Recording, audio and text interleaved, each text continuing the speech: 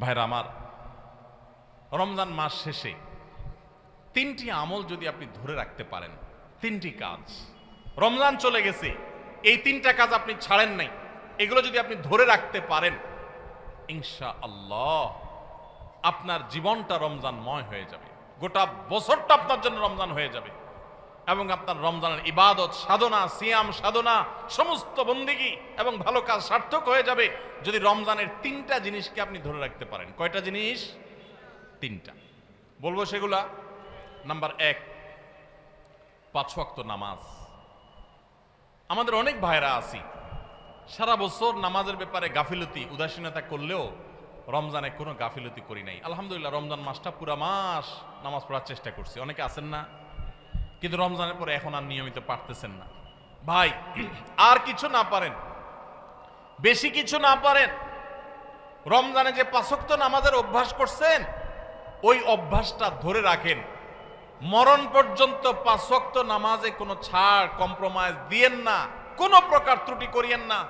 আল্লাহর কসম, ঈমানের পর 5 ওয়াক্ত নামাজের চাইতে গুরুত্বপূর্ণ কোনো আমল আল্লাহর জমিনে কোরআন এবং হাদিসে আরেকটা নাই। নামাজের চাইতে গুরুত্বপূর্ণ কোনো আমল আছে? ঈমানের পর 5 ওয়াক্ত নামাজের চাইতে গুরুত্বপূর্ণ, ফজিলতপূর্ণ, মর্যাদাপূর্ণ কোনো আমল কোরআন এবং হাদিসে আরেকটা। কিন্তু দুঃখের বিষয়, আমরা অনেক মুসলমান আছি বাংলাদেশে, আমরা নামাজ ঠিকমতো পড়ি না। কেউ 4 ওয়াক্ত পড়ে, ফজর পড়ে না, অথবা পড়লে 7টা বাজে উঠি পড়ে। কেউ শুধু জুমা পড়ে, মাঝে মধ্যে পড়ে টক্কা টক্কা। এরপর তিনি আবার নিজেকে খাঁটি মুসলমান দাবি করেন। আবার মুখে বলেও অনেকে, নামাজ না পড়লে কি হয়েছে? কি আছে? ঈমান আছে। নামাজ না পড়লে কি হয়েছে? কি আছে? ওনার ঈমান আছে। এটারে বলে মামুর ভাইয়ের আবদার। নামাজ পড়বেন না, আবার বলবেন ঈমান সব ঠিকঠাক আছে। এটা হলো মামুর ভাইয়ের আবদারের মতো, মানে বোগাস আবদার, ভিত্তিহীন আবদার। এই আবদার কোরআন সুন্নাহ সম্মত নয়। ওমর ফারুক রাদিয়াল্লাহু তাআলা আনহু বলেছেন, লা হাজ্জা ফিল ইসলাম লিমান তারাকাস সালাহ। যে মুসলমানের সন্তান নামাজ পড়ে না, নামাজ ত্যাগ করে ইচ্ছাকৃত ঠান্ডা মাথায়, ইসলামে তার কোনো হিস্সা নাই, কোনো অংশ নাই, তার ইসলামে কোনো ভাগ নাই, ইসলামে তার কোনো নাম নিশানা নাই, যে নামাজ ইচ্ছাকৃত ত্যাগ করে। অনেক ইমামদের মতে ইচ্ছাকৃত ঠান্ডা মাথায় কেউ নামাজ ত্যাগ করলে সে ইসলাম থেকে খারিজ হয়ে যায়। এত জঘন্য ব্যাপার। অন্য যত আপনি গুনাহ করেন না কেন, গুনাহের কারণে আপনি পাপিষ্ঠ হবেন, অপরাধী হবেন, শাস্তিযোগ্য হবেন, কিন্তু বেঈমান হবেন না। নামাজ এমন একটা আমল, অনেক ইমামদের মতে এই নামাজ ত্যাগ করলে মানুষ বেঈমান হয়ে যায়, কাফের হয়ে যায়। আমাদের বাংলাদেশে মানুষের ঈমান মাশাআল্লাহ এত মজবুত, এটা লোহা দিয়া পিটাইলেও, কামারের লোহা দিয়ে পিটাইলেও আমাদের ঈমান যায় না। নামাজ না পড়তে না পড়তে না পড়তে না পড়তে এমনি কেবল অন্তরে মোহর পড়ে গেছে, এরপরেও সে বড় গলায় দাবি করে নামাজ না পড়লে কি হয়েছে, আমার ঈমান ঠিক আছে।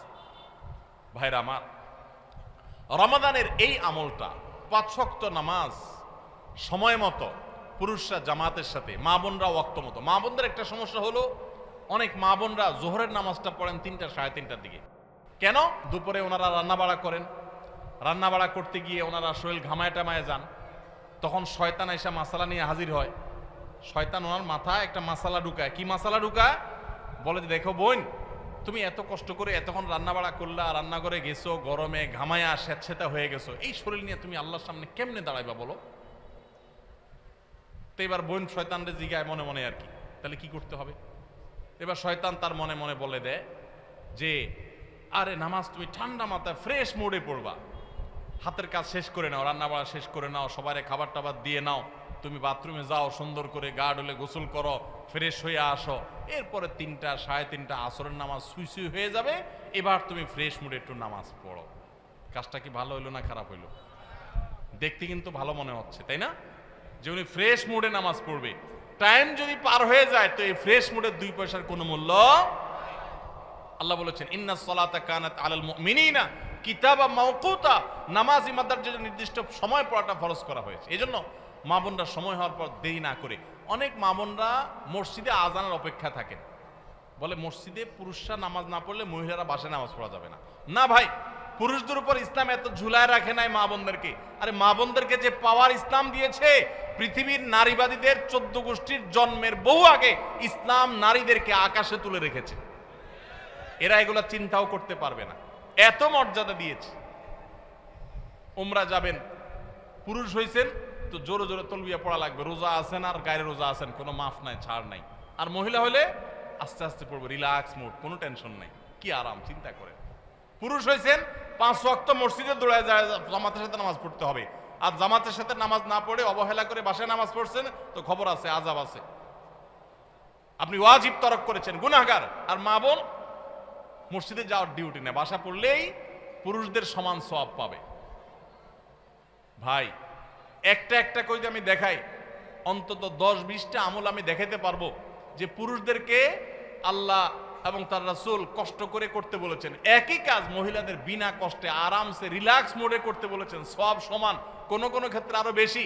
নবী সাল্লাল্লাহু আলাইহি সাল্লাম বলেছেন ওয়া বুয়ুতুহুন্না খায়রুল লাহুন্না, নবীজির মসজিদে এসে পুরুষরা নামাজ পড়ে যে সওয়াব পাবে, যেই মহিলা নবী সাল্লাল্লাহু আলাইহি সাল্লাম পিছনে নামাজ পড়তে চেয়েছেন তিনি বলেছেন তুমি তোমার বাসায় পড়লে সওয়াব আরো বেশি হবে।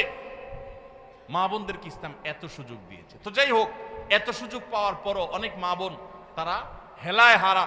রমজানের এই আমলটা যদি ধরে রাখতে পারেন, পুরুষরা ওয়াক্ত মতো জামাতের সাথে আর মা বোনরা ওয়াক্ত হয়ে গেলে নিজ জায়গায় দেরি না করে নামাজ পড়ে ফেলেন, ইনশাআল্লাহ আপনার রমজান 30 দিনের হবে না, আপনার রমজান 365 দিনের হবে।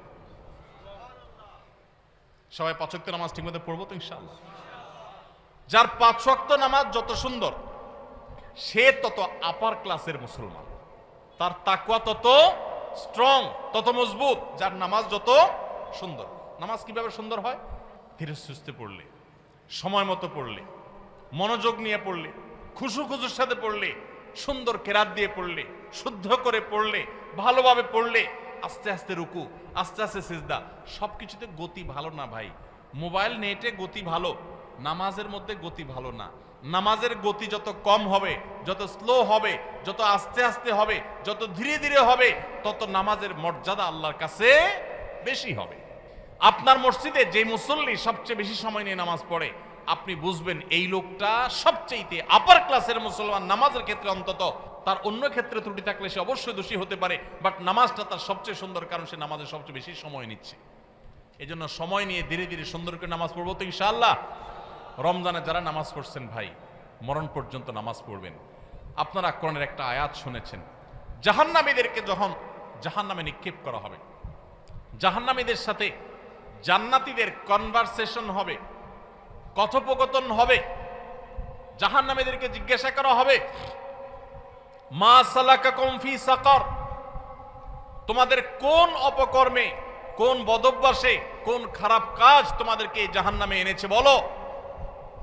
তারা বলবে ভাই ক্বালু লাম নাকু মিনাল মুসাল্লিন, ক্বালু লাম নাকু মিনাল মুসাল্লিন। জাহান্নামীরা বলবে আমাদের যেই অপকর্মে, যেই পাপের কারণে আজ জাহান্নামে আসতে হয়েছে, সে পাপ হলো যে আমরা মুসল্লি ছিলাম না দুনিয়াতে, 5 ওয়াক্ত নামাজ ঠিকমতো পড়তাম না। ভাইরে, যা করেন না করেন সবকিছুর আগে 5 ওয়াক্ত নামাজটা ঠিক করেন। ইমানদারের জীবন যাবে, নামাজ যেতে পারে না ভাই, কোনো অবস্থাতে না, কোনো অবস্থাতে না। নামাজ ত্যাগ করার কোনো সুযোগ নেই। নামাজ এমন ইবাদত, দেখেন আপনার কাছে যদি পানি না থাকে, ওযু করার মতো পানি না থাকে, তাহলে তো নামাজ মাফ নাকি? যে পানি নাই বেচারা কি করবে? পানি না থাকলে কি করতে হবে? মাটি দিয়ে তায়াম্মুম করতে হবে। আপনার সতর ঢাকতে হয় নামাজের জন্য, পুরুষের নাভি থেকে হাঁটু পর্যন্ত। সতর ঢাকার মতো কাপড়ও যদি না থাকে, এরকম কোন পরিস্থিতি আল্লাহ না করুন যদি আপনি পড়েন, তাহলে তো নামাজ মাফ নাকি? জি না। ওই অবস্থায় নামাজ পড়তে হবে। কেউ কেবলা কোন দিকে, কেবলার দিকে নামাজ পড়া ফরজ, এটা নামাজের শর্ত যে কেবলামুখী হওয়া। এখন কেবলা কোন দিকে আপনি কোনোভাবে জানতে পারছেন না, আকাশ মেঘলা বা কোনো কারণে এমন জায়গায় আছেন সূর্য দেখছেন না, কোনো কম্পাস নাই, এমন জায়গা আছেন কেবলা কোন দিকে আপনি সেটা ফাইন্ড করতে পারছেন না। তো ফাইন্ড আউট করতে না পারলে, কেবলা নিরূপণ করতে না পারলে নামাজ মাফ নাকি? তাহলে কি করবে? কাউকে জিজ্ঞাসা করে পারলে পড়বে, আর জিজ্ঞাসা করার মতো কোনো লোক না থাকলে, কেউ যদি তথ্য দিতে না পারে সঠিক, তাহলে যেই দিকে কেবলা বলে তার মন বলবে সেদিকে ফিরে নামাজ পড়বে, তারপর নামাজ মাফ নাই। কেউ যদি দাঁড়ায় নামাজ পড়তে না পারে, অসুস্থ হয়ে পড়ে, তাহলে তো মাফ নাকি? আল্লাহু আকবার। দাঁড়ায় পড়তে পারে না, তাও মাফ নাই। কি করতে হবে? বসেও যদি পড়তে না পারে, হসপিটালে বেডে হাত পা সব ব্যান্ডেজ করা, শোয়া আছে, বসার ক্ষমতা নেই, তাহলে তো মাফ নাকি? আল্লাহু আকবার। ওই অবস্থায়ও নামাজ পড়তে হয়। কিভাবে নামাজ পড়বে সে? ইশারায়, চোখের ইশারা নামাজ পড়বে, মনে মনে নামাজ পড়বে, যতক্ষণ পর্যন্ত তার সেন্স আছে, হুঁশ আছে। নামাজ মাফ নাই, সেন্স চলে গেছে, বেহুশ হয়ে গেছে, 5-7-10 দিন বেহুশ সেন্সলেস চলে গেছে, তাহলে ভিন্ন কথা। সেন্স নাই, তার আর নামাজ নাই। কিন্তু যতক্ষণ পর্যন্ত সেন্স আছে ততক্ষণ পর্যন্ত নামাজ আছে। এই জন্য ভাই, নামাজ ত্যাগ করবেন না। প্রিয় নবী সাল্লাল্লাহু আলাইহি সাল্লাম আপনার আমার প্রাণের নবী। আমরা নবীর ভালোবাসার কথা বলি অনেকে। শুনেন, নবী সাল্লাল্লাহু আলাইহি সাল্লামের নামাজের ব্যাপারে কি সিরিয়াসনেস ছিল জানেন? ওনার জীবনের শেষের দিকে এসে যখন একা একা ওনার রুম থেকে মসজিদে এসে নামাজ পড়ার মতো ক্ষমতা ছিল না। আপনারা যারা মদিনায় গেছেন তারা দেখেছেন, ভিডিওতে অনেকে দেখেছেন, তার যে মিম্বর, সেখান থেকে তার যে কবরটা, এই কবরটাই ছিল তার থাকার কক্ষ। এই দুইটার মধ্যে দূরত্ব কিন্তু সামান্য কয়েক হাত, সামান্য কয়েক হাত। আমাদের যে স্টেজটা আছে, স্টেজের 2 গুণ বা 3 গুণ হবে বড় জোর, এতটুকু জায়গা। এই বাঁশের ঘেরাওটার এক মাথা থেকে আরেক মাথা, এত বড় হবে না, এর অর্ধেক হবে। এইটুকু জায়গা হেঁটে আসার মতো শরীরে ক্ষমতা নাই। তখন পর্যন্ত প্রিয় নবী সাল্লাল্লাহু আলাইহি সাল্লাম তার এক হাত আলী রাদিয়াল্লাহু তাআলা আনহুর কাঁধে, আরেক হাত আব্বাস রাদিয়াল্লাহু তাআলা আনহুর কাঁধে দিয়ে, 2 সাহাবীর কাঁধে 2টা হাত দিয়ে পুরা শরীরের ভার তাদের উপরে ছেড়ে দিয়ে 2টা পাও মোবারক মাটিতে রেখে দাঁড়াবেন, সেই শক্তি ছিল না মৃত্যুর আগ মুহূর্তে। পাগুলোকে মাটির সাথে টানতে টানতে রুম থেকে মিম্বার পর্যন্ত এসেছেন এবং নামাজ পড়াবেন ইমামতি করে, সেই শক্তি নাই। আবু বকরকে নির্দেশ করেছেন, আপনি নামাজ পড়ান, আমি নামাজের ইমামতি করার শক্তি নাই। ভাইরা আমার, এরকম কঠিন সময় পর্যন্ত প্রিয় নবী সাল্লাল্লাহু আলাইহি ওয়াসাল্লাম নামাজ ত্যাগ করা তো দূরের কথা, জামাত পর্যন্ত ত্যাগ করেন নাই। ওমর রাদিয়াল্লাহু তাআলার কথা আপনারা শুনেছেন, ফজরের নামাজের ইমামতি করতেছিলেন। ওই সময় ফিরোজ আল লুলু নামে একজন অগ্নি পূজক, ইসলামের দুশ্মন, খঞ্জর লুকিয়ে এনেছিল কাপড়ের মধ্যে। যখন তিনি নামাজের মধ্যে আসেন, এমন একটা পজিশনে আসেন যে তিনি নামাজের গভীরে প্রবেশ করে গেছেন, তখন খঞ্জর আঘাত করেছে তার খঞ্জর দিয়ে তার পেটে। সাথে সাথে নাড়ি বুড়ি বের হয়ে এসেছে, রক্তে সব ভেসে গেছে, উনি পড়ে গেলেন নামাজের মধ্যে। কিন্তু সবাই ধরাধরি করে তাকে নিয়ে যাওয়া হলো, নিয়ে গেলেন। তিনি সেন্সলেস হয়ে যাচ্ছেন, রক্ত শূন্য হয়ে, মৃত্যুর ঠিক আগ মুহূর্তে, এর কিছুক্ষণ পরেই মারা গেছে।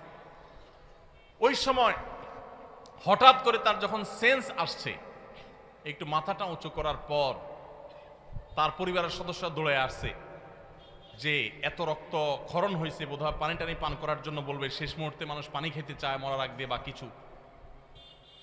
যখন তারা দৌড়ে আসছে, উনি তাদেরকে বলতেছেন, নামাজের মধ্যে যে আমার দুর্ঘটনা হলো, মানুষদের নামাজের কি হলো, জামাতের ব্যবস্থা হইল কিনা, নামাজের কি হলো সেই চিন্তা করছেন ওই মৃত্যুর মুহূর্তে পর্যন্ত।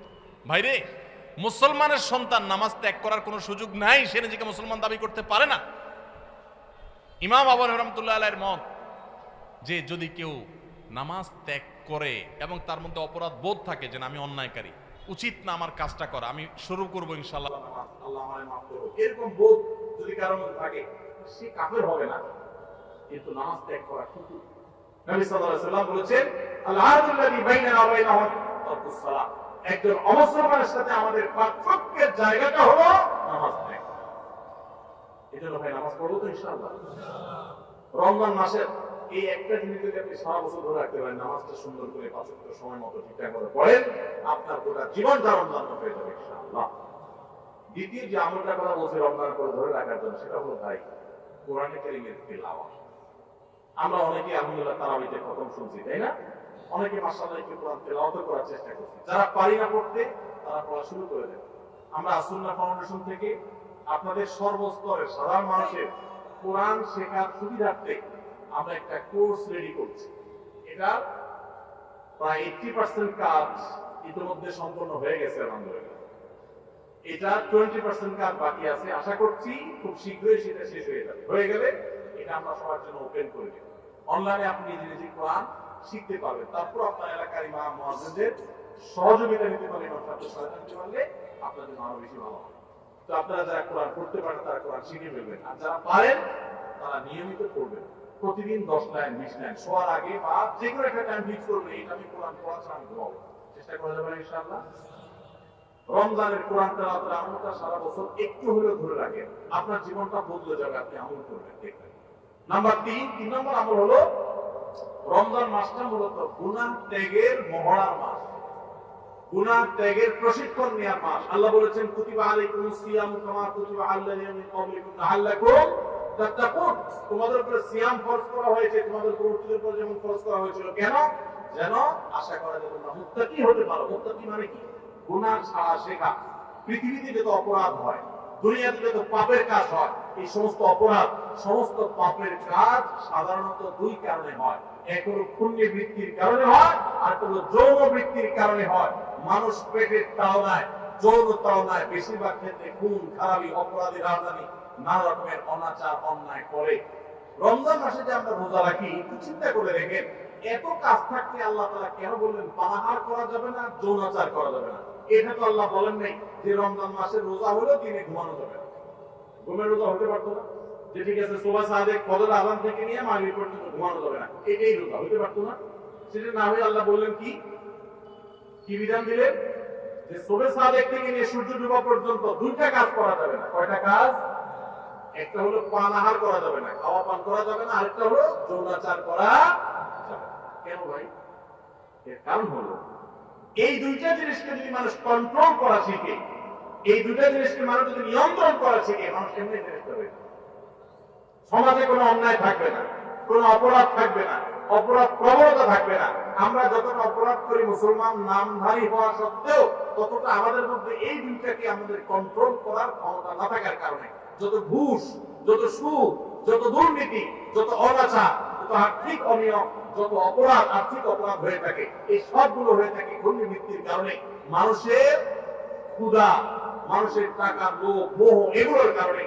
আমাদেরকে ইসলাম রোজার মাধ্যমে সেটাকে কন্ট্রোল করা শিখাইছে যে বান্দা, তোমার পেটে ক্ষুধা আছে, তোমার সামনে খাবার আছে, তোমার পেটে, তোমার গলায় পিপাসা লেগেছে, তোমার সামনে পানি আছে, কেউ দেখছে না, বদ্ধ রুমে আছো, সিসি ক্যামেরাও নাই, তুমি একা একা রুমে আছো, চুপচাপে খেয়ে নিলে খেয়ে নিতে পারো, পানি পান করলে করতে পারো, কিন্তু আপনি করছেন না।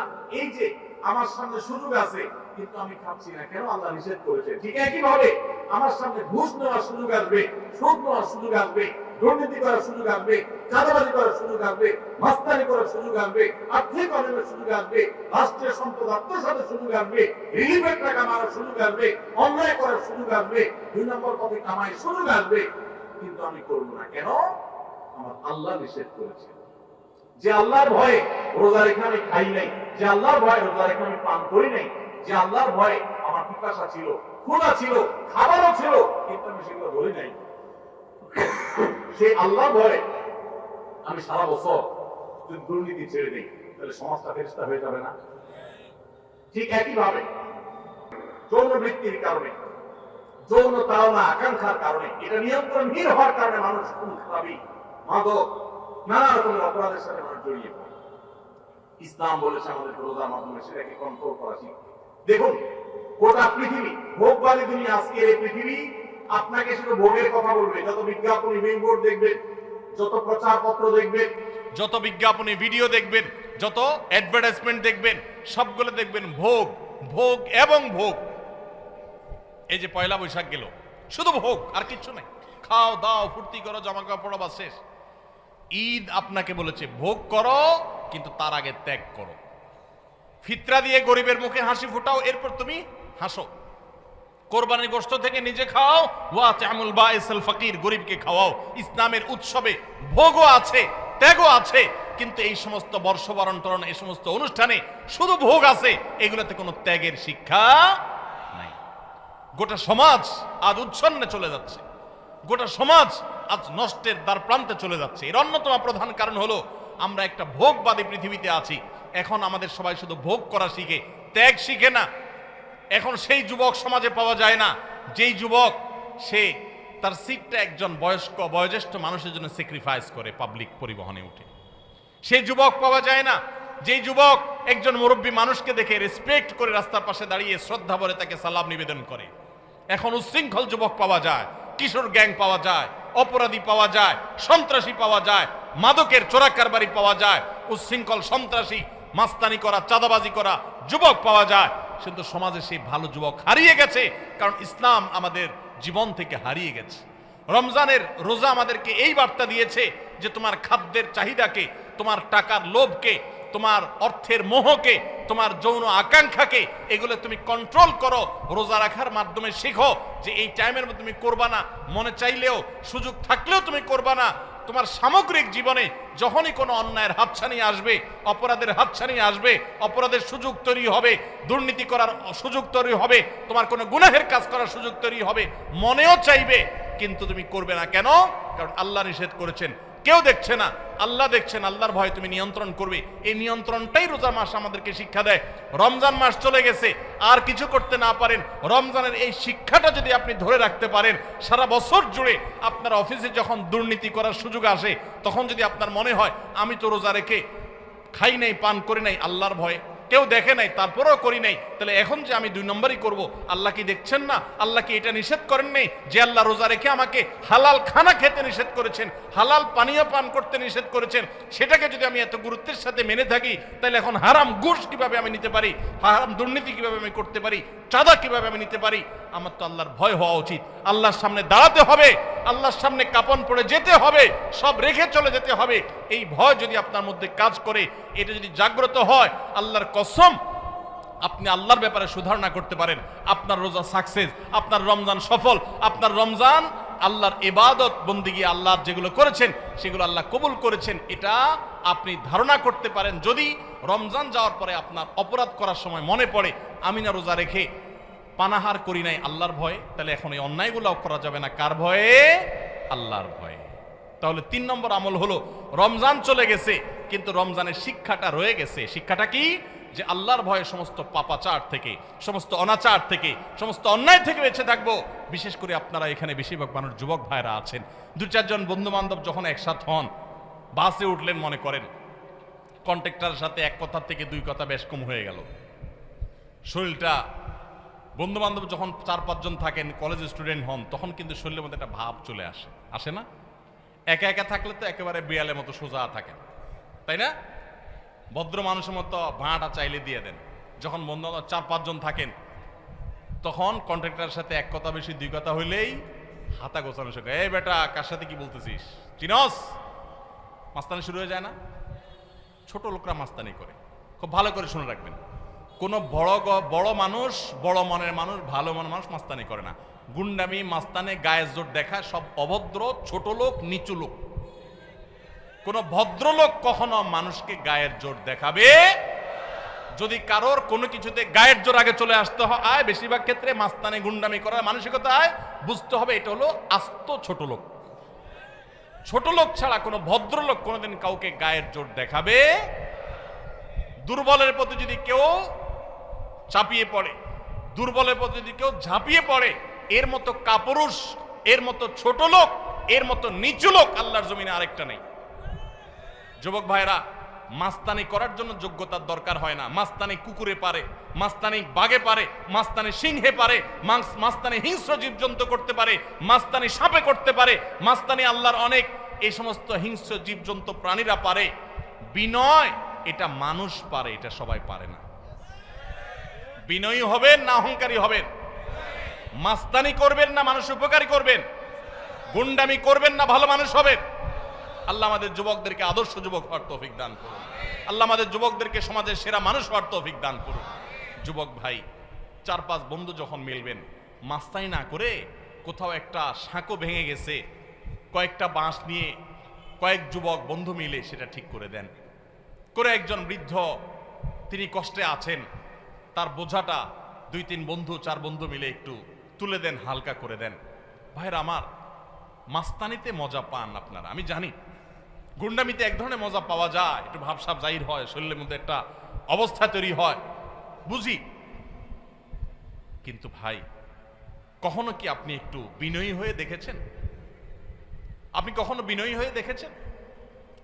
সালহাতু সঙ্গে বুদি দিল খারাস আজমুদে এক জামানা খাকে বাস। বহু বছর তো পাথর হয়েছিলেন, গুন্ডামি মাস্তানি বহু করেছেন, গায়ের জোর বহু দেখিয়েছেন। প্লিজ পরীক্ষা করে হলেও কিছু কালের জন্য একটু মাটি হয়ে দেখেন। আল্লাহর কসম, গুন্ডামি করে যে মানসিক শান্তি পান, আপনি মাটি হয়ে বিনয়ী হয়ে মানুষের উপকারী হতে পারলে তার চেয়ে বেশি শান্তি পাবেন। মানসিক শান্তি, সুখ পাবেন, সুখ, ভালো লাগে, কাজ করবে। সবাই বিনয়ী হবে তো ইনশাআল্লাহ। চায়ের দোকানে যুবক যদি একা একা বসে, তো মেসিয়ার টি বয়, চায়ের দোকানের কর্মচারী ওই লোকটাকে ভদ্রলোকের মতো বলে, ভাই একটা চা হবে, বা চাচা একটা চা দিবেন। আর বন্ধু বান্ধব যখন 4-5 জন থাকে, আড্ডা ফাড্ডা মারে, শরীরে একটু ভাবসাব আসে, তখন আপনার একবারে বেশি 2বার বলা লাগে, তো দেখান যায় টোন চেঞ্জ হয়ে যায়। এই তোমার কাছে চা চাইছিলাম না, কানে শোনো না, মানুষ মনে হয় না নাকি? থাপ্পড় শুরু টেবিলে মনে। ছোট লোক। কি লোক? ছোট লোক। ভালো করে বলেন, কি লোক? গুন্ডামি করে কি লোকে? মাস্তানি করে কারা? গায়ের জোর দেখায় কারা? কোন ভদ্রলোক এগুলো করে? ভদ্রলোক হবেন না ছোট লোক হবেন? মানুষের মধ্যে পশুত্ব আছে, পশুত্ব। রমজান মাসে আমাদের এই পশুত্বকে নিয়ন্ত্রণ করতে শেখায়। নিয়ন্ত্রণ, খাইতে চায়, খাই, খানাও আছে কিন্তু খাওয়া যাবে না। এই যে পশুত্ব, কন্ট্রোলের জন্য শিখাচ্ছে। আমার চাইলেই সবকিছু করবো না, আমি নিষেধ সেটা আমি করবো না। এই জন্য পশুত্ব কন্ট্রোল যদি করতে পারেন, রমজান চলে গেছে কিন্তু রমজানের শিক্ষাটা যদি আপনার মাথায় চলে আসে, আপনি একটা অন্যায় কাজ যদি ছাড়তে পারেন রমজানের শিক্ষা থেকে শিক্ষা অর্জন করে, তাহলে ইনশাআল্লাহ রমজান আপনার সার্থক। তাহলে 3টা আমল বলছিলাম ভাই, ধরে রাখেন। নাম্বার 1, রমজান মাস চলে গেছে, 5 ওয়াক্ত নামাজ ছাড়বেন না ভাই, কখনো না। জীবন চলে যাবে, নামাজ ছাড়বেন না, চেষ্টা করা যাবে না ইনশাআল্লাহ। 2 নম্বর হলো রমজান চলে গেছে, রমজানে কোরআন তেলাওয়াতটা ধরে রাখবেন, হোক সেটা পরিমাণে অল্প অল্প করে পড়া। আর 3 নম্বর হলো যে রমজান মাস চলে গেছে, রমজানের সবচেয়ে বড় এবং প্রধান শিক্ষা হলো সকল গুনাহ পাপের কাজ ছাড়া সকল অন্যায়, সকল পাপাচার ছেড়ে দিবেন। রমজানের শিক্ষা এটা। ওইটা যদি আপনি একটু ধরে রাখার চেষ্টা করেন, সব ছাড়তে না পারেন, কিছু কিছু গুনাহ যদি ছাড়তে পারেন, কিছু কিছু বদভ্যাস যদি ছাড়তে পারেন, ইনশাআল্লাহ আপনার রমজান শুধু 1 মাসের হবে না, আপনার 12 মাস রমজান হয়ে যাবে, আপনার জীবনটা রমজানময় হয়ে যাবে। চেষ্টা করা যাবে না ইনশাআল্লাহ। ও আরশে আজিমের মালিক, আপনি আমাদের সবাইকে তৌফিক দান করেন, আমাদের সবাইকে মুত্তাকি বানায় দেন, মুত্তাকিদের ইমাম বানায় দেন, মুখলেস নিষ্ঠাবান মানুষ বানায় দেন, নামাজ কায়েমকারী বানায় দেন, সুন্দরভাবে সালাত আদায়কারী বানায় দেন, আল্লাহ কোরআন তেলাওয়াতকারী বানিয়ে দেন, আমাদের অন্তরগুলোকে বিগলিত করে দেন, আমাদেরকে ভালো মানুষ বানায় দেন, ভালো মুসলমান বানায় দেন, নেককার বানায় দেন, মুত্তাকি বানায় দেন, গুনাহ বর্জনকারী বানায় দেন। আল্লাহ, গুনাহ করার স্বাদ আমরা পেয়েছি, আমাদেরকে গুনাহ ছাড়ার স্বাদটা আস্বাদন করার তৌফিক দান করুন। সবাই চেষ্টা করব না ইনশাআল্লাহ। আল্লাহ আমাদের সবাইকে তৌফিক দান করুন। আস-সুন্নাহ ফাউন্ডেশন, উম্মার স্বার্থে সুন্নাহর সাথে।